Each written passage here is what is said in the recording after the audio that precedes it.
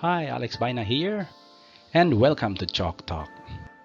In this episode, we will be talking about moon phase and eclipse.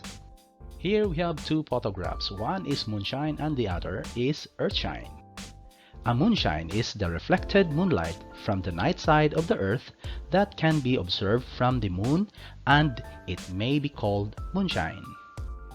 On the other hand, earthshine is a glow which lights up the part of the moon because the sun's light reflects off the earth's surface and back to the moon. In other words, moonshine can be seen here on earth, while earthshine can be seen on the moon. To understand about moon phase, we will first have to understand what is a terminator line. A terminator line is the dividing line marking the edge between day and night on the moon.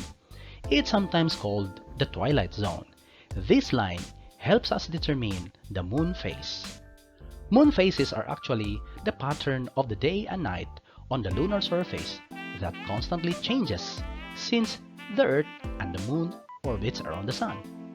So now we'll talk about the first lunar phase, and this is the new moon.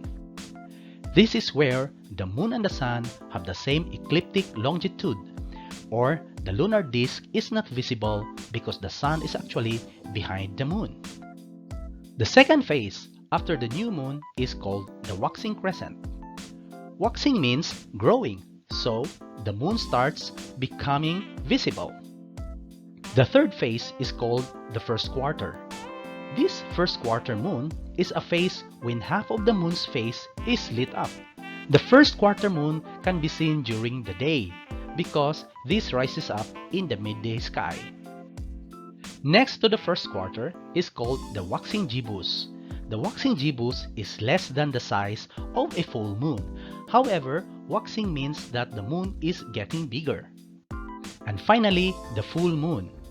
The full moon is the actual opposite of the new moon, and the view of a fully illuminated moon can be seen. This is because the Earth is located between the sun and the moon. The waning gibbous.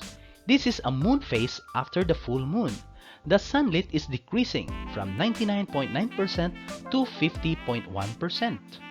The third quarter moon. This is another half moon, but opposite to the first quarter moon. The waning gibbous. Waning means that the moon phase is getting smaller. It is the 8th phase after a month cycle. The question is, why is there no solar eclipse during a new moon?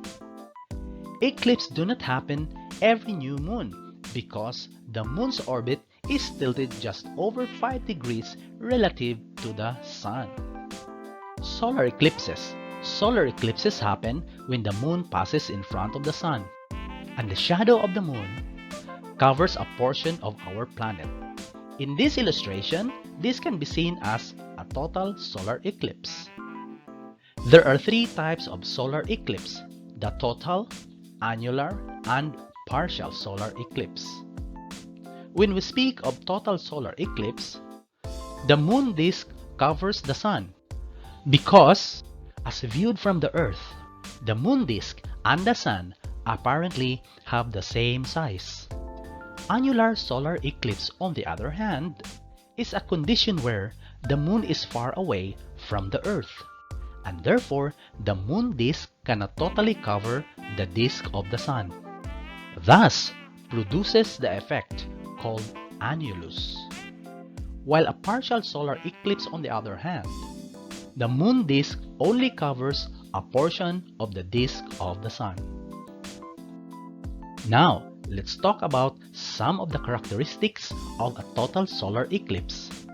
In a total solar eclipse, the moon blocks the sun entirely because apparently, as viewed from the Earth, that the sun and the moon are of the same size. While the moon covers the sun disk entirely, this is an opportunity for us to see the sun's corona. The sun's corona is actually the atmosphere of the sun. A total solar eclipse can actually last for about 7 to 8 minutes. So as the moon passes over the sun, a diamond ring effect can be seen. Actually, this diamond ring effect is actually the first glimpse of direct sunlight. However, you should not expose your naked eye into this because this may damage your eye retina. Another feature is called the Bailey beads.